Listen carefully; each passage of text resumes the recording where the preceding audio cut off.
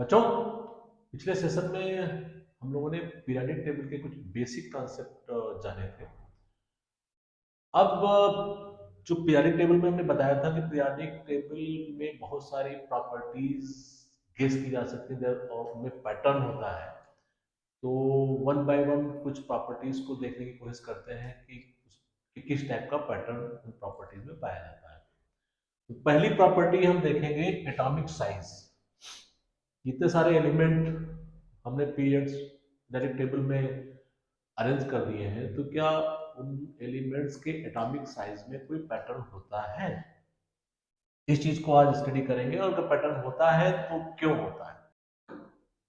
तो पहले तो एटॉमिक साइज को हम डिफाइन कर लेते हैं कि एटॉमिक साइज होता क्या है।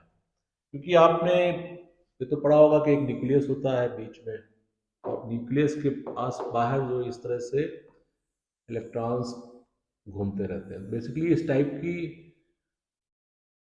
ऐसा नहीं कि इस टाइप का ही एक सर्किल होता है जिसमें इलेक्ट्रॉन घूमते हैं, वो क्लाउड टाइप का होता है, उसमें घूमते हैं। तो एग्जैक्टली इसका ये जो डिस्टेंस है, रेडियस पता लगाना बड़ा मुश्किल काम है। क्योंकि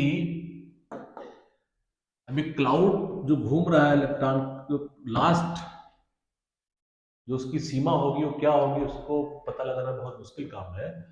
तो क्या किया गया, इसको इलेक्ट्रॉनिक रेडियस को कुछ इस तरह डिफाइन किया है कि अगर दो दो एटम इस तरह से बॉन्ड कर रहे हो, कुछ ऐसे बॉन्ड कर रहे हो, तो उनके न्यूक्लियस के बीच की डिस्टेंस निकाल लीजिए आप।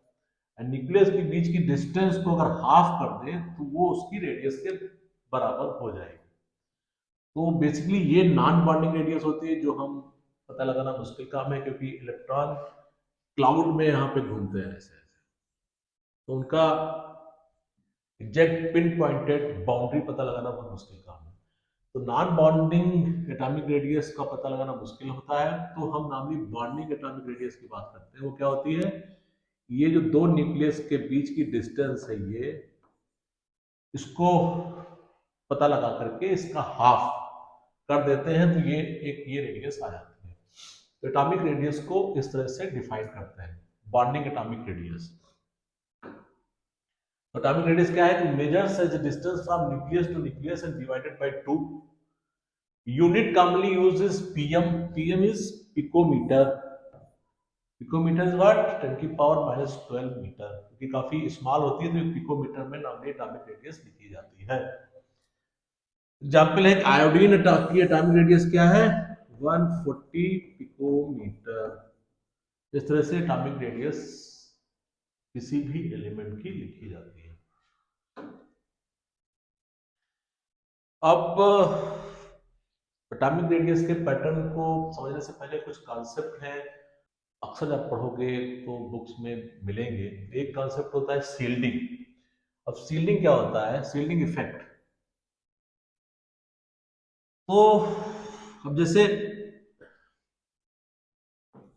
ये न्यूक्लियस है, ओके, इसके बाहर अगर आप ये मान के चलो इस तरह से इलेक्ट्रॉन्स सर्कुलर ऑर्बिट में घूम रहे हैं, तो जो बाहर, सबसे बाहर के ऑर्बिट में इलेक्ट्रॉन यहाँ पे होगा, ये इलेक्ट्रॉन जो होगा, अब इस पे क्या हो रहा होगा ये देखिए। ये बाहर का इलेक्ट्रॉन है, ये आउटर ऑर्बिट का इलेक्ट्रॉन है। मैं उसी चीज को यहाँ भी बता रहा हूँ। एंड ये न्यूक्लियस है। न्यूक्लियस में क्या होता है, पॉजिटिव चार्ज होता है, पॉजिटिव। इलेक्ट्रॉन में क्या होता है, आप निगेटिव चार्ज लेके चलते हो। तो पॉजिटिव और निगेटिव चार्ज तो एक दूसरे को अट्रैक्ट करते हैं। जो फोर्स लगता है, कूलॉम फोर्स जिसकी बात करते हैं, ये sum constant Q1 Q2 upon R square. तो अगर दोनों चार्ज पॉजिटिव है या दोनों चार्ज निगेटिव है, तो एक दूसरे को रिपल करेंगे। एक पॉजिटिव है दूसरा निगेटिव है, दूसरे को अट्रैक्ट करेंगे। तो न्यूक्लियस तो आउटर इलेक्ट्रॉन को अट्रैक्ट करता है, उसके कारण एक फोर्स क्या लगता है, इस तरह लगता है, अट्रैक्शन फोर्स लगता है। बट आउटर इलेक्ट्रॉन के अलावा जो ये इनर सेल में इलेक्ट्रॉन घूम रहे हैं ऐसे ऐसे, ये वाले, इनका कारण क्या होगा कि इन पे फोर्स जो लगेगा वो अपोजिट फोर्स लगेगा। ये रिपेल करेंगे, तो ये इलेक्ट्रॉन के कारण इसमें रिपल्सन फोर्स लगेगा, इसके कारण ये रिपल करेगा। आउटर आउटर इलेक्ट्रॉन की बात कर रहे हैं, आउटर इलेक्ट्रॉन को ये सारे जो इनर इलेक्ट्रॉन है ये रिपल करेंगे, बट न्यूक्लियस इसको जो है, यहाँ पे जो न्यूक्लियस है ये इसको अट्रैक्ट कर रहा होगा। तो बहुत सारे फोर्सेस होंगे, ये तो इलेक्ट्रॉन रिपल कर रहे होंगे बट न्यूक्लियस अट्रैक्ट कर रहा होगा। तो जो जो इनर इलेक्ट्रॉन होते हैं, मींस जो आउटर सेल में इलेक्ट्रॉन है, उसके अलावा जो नीचे के इलेक्ट्रॉन होते हैं जो रिपेल करते हैं, उस रिपल इफेक्ट को ही बेसिकली सील्डिंग इफेक्ट बोला जाता है, क्योंकि वो सील्ड करते हैं आउटर इलेक्ट्रॉन को। अगर अब ये सील्डिंग ज्यादा है तो इसका मतलब आउटर इलेक्ट्रॉन पे रिपल्सिव फोर्स ज्यादा होगा, ज्यादा होगा तो वो दूर जाएगा, आउटर इलेक्ट्रॉन न्यूक्लियस से ज्यादा दूर जाएगा अगर ये सील्डिंग इफेक्ट ज्यादा है।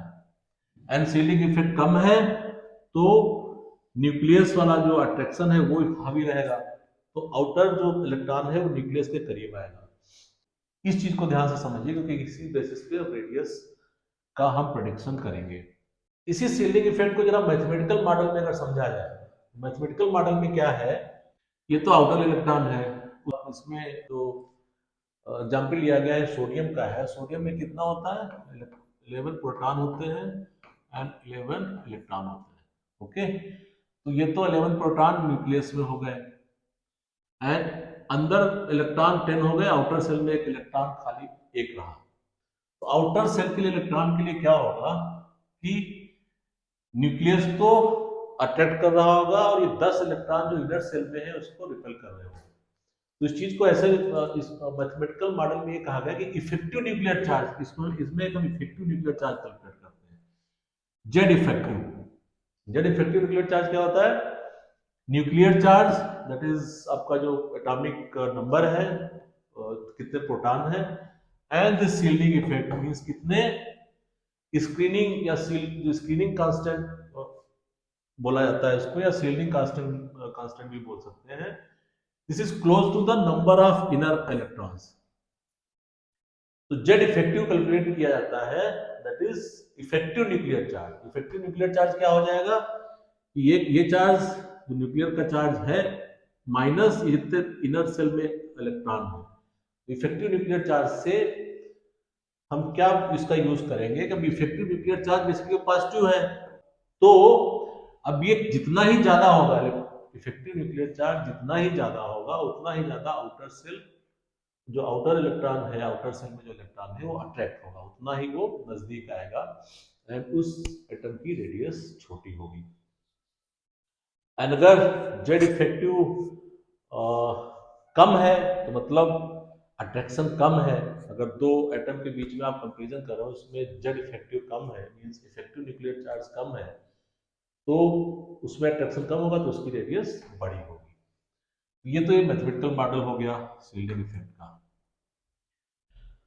अब इसको एक दो एग्जांपल देख लेते हैं कैसे कैलकुलेट जेड इफेक्टिव किया गया। हो सकता है कई बार कुछ क्वेश्चंस में इसको पूछ दिया जाए, इफेक्टिव न्यूक्लियर चार्ज आप कैसे निकालोगे। तो इफेक्टिव न्यूक्लियर चार्ज निकालने के लिए अगर क्लोरीन की बात करो तो क्लोरीन का अगर आप देखिए, क्लोरीन की अगर बात करें तो क्लोरीन में क्या होता है, न्यूक्लियस में 17 प्रोटॉन हो गए।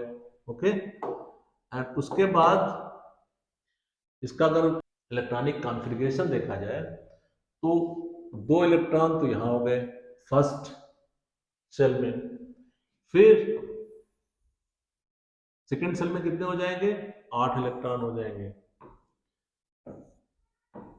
हमने 8 इलेक्ट्रॉन ऐसे बना दिए, 8 इलेक्ट्रॉन हो गए। एंड आउटर सेल में फिर क्या होंगे, 7 इलेक्ट्रॉन होंगे। आउटर सेल में 7 इलेक्ट्रॉन होंगे, 1 2 3 4 5 6 7। आउटर सेल के किसी भी इलेक्ट्रॉन के लिए, सपोज कीजिए ये इलेक्ट्रॉन है आउटर सेल का, इसके लिए हम इस पे अगर देखेंगे कि इफेक्टिव कितना फोर्स लग रहा है, तो इसको क्या करेंगे, न्यूक्लियस वाला तो पूरा ये अटैक करेगा और ये जो इनर इलेक्ट्रॉन से इसको रिपेल करेंगे। तो इसके लिए बेसिकली जेड इफेक्टिव निकाला जाता है। तो जेड इफेक्टिव क्या हो जाएगा, total atomic number, total proton का जो चार्ज है पॉजिटिव चार्ज है, minus inner charge. Inner charge कितना होगा, इनर सेल में कितने होंगे, ये वाले 8, फर्स्ट सेल में 2 इलेक्ट्रॉन है, सेकंड सेल में 8 इलेक्ट्रॉन है, ये 10 से माइनस हो जाएगा। तो ये इसके लिए इफेक्टिव न्यूक्लियर चार्ज जेड, जिसको जेड इफेक्टिव बोलते हैं, 7 हो जाएगा। इसी तरह अगर आप ऑक्सीजन का निकालो तो ऑक्सीजन में क्या होता है, ऑक्सीजन में क्या होता है, ये न्यूक्लियस हो गया, न्यूक्लियस के अंदर 8 प्रोटॉन है, 8 प्रोटॉन है। फिर इसका अगर कॉन्फ़िगरेशन देखोगे तो ये 2 इलेक्ट्रॉन फर्स्ट सेल में हो गए, एंड फिर सेकेंड सेल में कितने हो गए, 8 इलेक्ट्रॉन टोटल होते हैं, 6 बचे। तो ये हो गए, ये कॉन्फ़िगरेशन आप भी अगर आपने सीखा है तो ठीक है, नहीं तो इसलिए हम बताने की कोशिश कर रहे हैं। तो इसमें अगर किसी आउटर सेल के इलेक्ट्रॉन के लिए आप जेड इफेक्टिव निकालोगे, इफेक्टिव न्यूक्लियर चार्ज क्या होगा, 8 प्रोटॉन, 8 प्रोटॉन, और इनर सेल में क्या है, 2 इलेक्ट्रॉन, इनर सेल में 2 इलेक्ट्रॉन है, तो ये 6 हो जाएगा। तो इसके लिए इफेक्टिव न्यूक्लियर चार्ज 6 हो जाएगा। इसी तरह अगर नाइट्रोजन का निकालोगे तो नाइट्रोजन में क्या हो जाएगा, अगर जेड इफेक्टिव नाइट्रोजन का निकालोगे तो इसमें प्रोटॉन 7 होते हैं, उसके इनर सेल में केवल 2 इलेक्ट्रॉन यहाँ पे भी होते हैं, तो ये 5 हो जाता है। तो इस तरह से इफेक्टिव न्यूक्लियर चार्ज निकाला जा सकता है। ये मैं बता रहा हूँ क्योंकि हो सकता है इसमें कुछ कभी कोई क्वेश्चन कह दें कि समझने के लिए कि आपको इफेक्टिव न्यूक्लियर चार्ज का कॉन्सेप्ट के बारे में अगर पता है कि नहीं पता है, उसको टेस्ट करने के लिए एक छोटा सा क्वेश्चन आ सकता है। अब ट्रेंड देखते हैं कि कैसे atomic radius across the table change होती है। तो पहले तो हम जाते हैं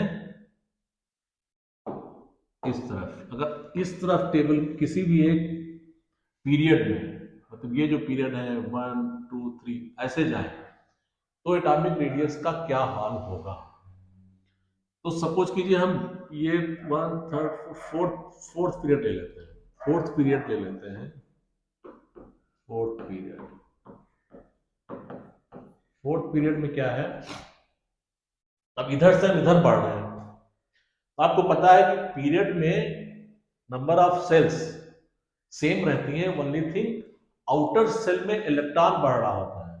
तो अगर आप इसको इस तरह से देखें कि ये तो न्यूक्लियस हो गया एंड कुछ इनर सेल है, अगर ये हमने 4th लिया है तो इसमें 4 सेल होंगे, ये 4th है तो 4 सेल होंगे। अब तो इसमें अगर आउटर सेल के इलेक्ट्रॉन की बात करोगे तो यहां से बढ़ना शुरू, सोडियम से, कैल्शियम से, इससे आते आते हम यहां तक आएंगे, तो केवल आउटर सेल में इलेक्ट्रॉन बढ़ रहे होंगे, बट अंदर क्या हो रहा होगा, ये इनर सेल में इलेक्ट्रॉन, जो 3 सेल है इनमें तो इलेक्ट्रॉन फिल्ड अप है, तो ऑलरेडी ये बराबर ही रहेंगे। एंड दूसरा क्या होगा, जब इधर जा रहे होंगे तो ये नंबर ऑफ प्रोटॉन जो यहाँ पे है ये भी बढ़ रहे होंगे, नंबर ऑफ प्रोटॉन बढ़ रहे होंगे। इसके लिए अगर जेड इफेक्टिव आप निकालोगे, इफेक्टिव क्या निकालोगे, तो क्या होता है, नंबर ऑफ प्रोटॉन या जेड लिख दो, या माइनस ये जो एस सील्ड इफेक्ट था इनर सेल, बट अब इनर सेल तो ऑलरेडी फिल्ड अप है एक पर्टिकुलर रो में, तो ये एस वाला पार्ट तो कांस्टेंट है, ये बढ़ता जाएगा क्योंकि इधर आप जा रहे हो तो प्रोटॉन बढ़ रहा है। तो बेसिकली इफेक्टिव न्यूक्लियर चार्ज अगर आप इधर से इधर जा रहे हो तो बढ़ रहा है, इफेक्टिव न्यूक्लियर चार्ज बढ़ रहा है, means positive charge negative charge पे हावी है, तो ये इलेक्ट्रॉन को ज्यादा, आउटर सेल के इलेक्ट्रॉन को, ये जो आउटर सेल का इलेक्ट्रॉन है इसको ज्यादा अपनी तरफ खींचेगा। तो जब इधर से आप उधर जाओगे तो क्या होगा, रेडियस डिक्रीज करेगी, यहां से इधर जाओगे तो रेडियस डिक्रीज करेगी, डिक्रीजेस, ओके, इधर से इधर जाओगे तो रेडियस डिक्रीज करती है। अब अगर आप इस तरह से नीचे जा रहे हो तो क्या होता है, नीचे जा रहे हो तो क्या होता है, नीचे जा रहे हो तो क्या होता है कि इसमें अगर आप देखें तो पहले में तो एक सेल है, दूसरे में 2 सेल हो गए, फिर 3 सेल हो गए, 4 सेल हो गए, 5, तो एनर्जी सेल ही, मतलब ये जो ऑर्बिट है, अगर पहले में एक ऑर्बिट है, दूसरे में मान लिया 2 हो गई, फिर 3 इलेक्ट्रॉनिक ऑर्बिट हो गई। तो ये ऑर्बिट के कारण ही इफेक्टिवली रेडियस बढ़ती जाएगी। ये रेडियस ये वाली इससे ज्यादा होगी, ये वाली इससे ज्यादा होगी, और इसके और जाओगे 5-6 हो जाएंगी, और ज्यादा होगी। तो चूंकि नीचे नंबर ऑफ सेल्स ही बढ़ती जा रही है, तो नीचे जब जाओगे तो रेडियस बढ़ेगी, बट इस तरफ जाओगे तो रेडियस घटेगी। शील्डिंग इफेक्ट सेम रहता है क्योंकि इनर सेल में इलेक्ट्रॉन सेम है, बट प्रोटॉन एटॉमिक नंबर जो है बढ़ रहे होते हैं, तो इफेक्टिव न्यूक्लियर चार्ज ज्यादा रहता है, तो आउटर सेल का इलेक्ट्रॉन ज्यादा अट्रैक्ट होता है न्यूक्लियस की तरफ से, तो रेडियस कम हो जाती है। तो इस तरफ जाओगे तो रेडियस कम होगी, इस तरफ जाओगे रेडियस बढ़ेगी। इसको याद करने का सबसे अच्छा तरीका क्या है, आप इस तरह रखो कि रेडियस ऐसे इधर घट रही है, इसका मतलब इधर बढ़ रही है। तो रेडियस ऐसे बढ़ रही है या ऐसे बढ़ रही है। तो अगर इसमें हम ऐसे लाइन खींचे ऐसे, ये सिंपल इग्नोर करती है रेडियस यहां से अगर चलोगे तो ऐसे रेडियस बढ़ेगी। ये कैसे कर दिया, एक एरो ये है, इधर रेडियस बढ़ रही है, रेडियस इधर बढ़ रही है। ओवरऑल ट्रेंड अगर आप देखोगे तो अगर ऐसे आप चलो, इधर से शुरू करो तो इस तरफ रेडियस बढ़ रही होती है। तो ये एक ट्रेंड है रेडियस बढ़ने का। ओके, तो आप इधर से चलिए, इधर आइए तो रेडियस बढ़ रही होगी, मीन्स ऐसे रेडियस बढ़ रही है, या इधर से इधर आ रहे हो तो रेडियस बढ़ रही है। अब इसमें दो इंटरेस्टिंग चीज है जो पूछी भी जा सकती है। एक तो है इसका मतलब स्मॉलेस्ट रेडियस किसकी होगी, हीलियम की। पीरियोडिक टेबल में हीलियम की स्मॉलेस्ट रेडियस होगी। लार्जेस्ट किसकी होगी, फ्रेंसियम की। एंड ये जो एफआर है एलिमेंट, ये एक और एक्स्ट्रा बता देते हैं, शायद आपको याद होगा कि कई चीज के बाद कुछ किसी चीज को सुन लो तो याद रहता है। ये रेडियो एक्टिव मटेरियल होता है। हीलियम इज स्मॉल, हीलियम की जो रेडियस है सबसे कम होती है, फ्रेंसियम की रेडियस सबसे ज्यादा होती है। एंड ओवरऑल पैटर्न रेडियस का ऐसे अगर आप डिनोट कर सकते हो कि इधर से अगर आप चलोगे तो रेडियस बढ़ती रहेगी, मीन्स ऐसे रेडियस बढ़ेगी और ऐसे भी रेडियस बढ़ेगी। होपफुली ये एटॉमिक रेडियस का किस तरह से ट्रेंड पीरियोडिक टेबल में होता है समझ में आया होगा। नेक्स्ट सेशन में हम कोई और प्रॉपर्टी को स्टडी करेंगे, उसका क्या ट्रेंड होता है पीरियोडिक टेबल में, ये जानेंगे। Thank you.